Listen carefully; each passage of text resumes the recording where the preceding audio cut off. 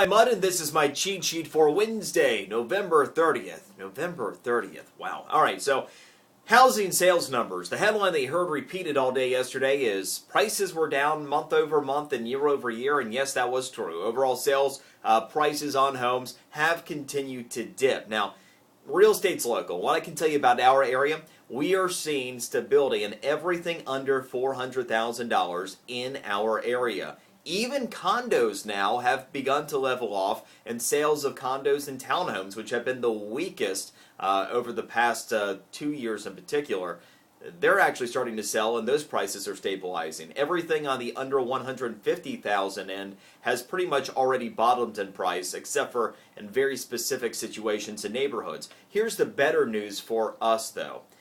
We're down to 22% of us being underwater on our mortgages. Now, nearly 1 in 4 homeowners being underwater in healthy economic times would not be viewed in a positive way.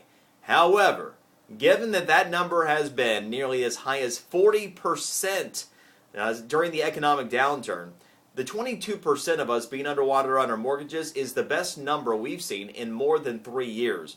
Obviously, the fewer people underwater on their mortgages, the better housing will look, because that's going to stem the tide of foreclosures. If you're not underwater on a mortgage, even if you're laid off from work, you could at least sell your house without it going into foreclosure or having to short sale it. And that leads to a much better day. So watch the underwater mortgages as much as you watch the new foreclosure numbers. As that dips, the foreclosure number will dip in the future as well. Google's mapping everything now.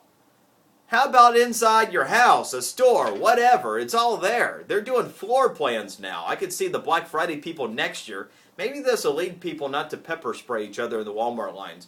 They'll just sit there with their Google Maps and go, okay, the $20 Blu-ray player is on aisle 3 right there. I've identified it, and make a beeline. Something like that. But anyway, this is the first time we've seen any mapping service actually lay out floor plans, now available for you at Google Maps.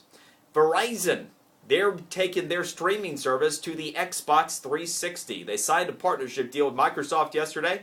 Their FiOS, their next generation operating system, will enable, with an app in Microsoft and the Xbox, the ability for you to stream Verizon content, TV content, directly to your Xbox. More competition for all of these providers, whether you're talking about the traditionals like your cable companies, the satellite companies, right down to the Netflix and the other companies of the world. Good news for you, better prices most likely.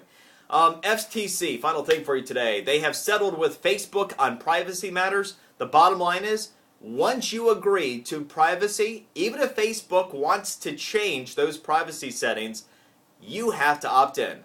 So once you're in Facebook with set privacy, you are guaranteed that level of privacy unless you choose otherwise. That's the cheat sheet for today. We'll see you in December.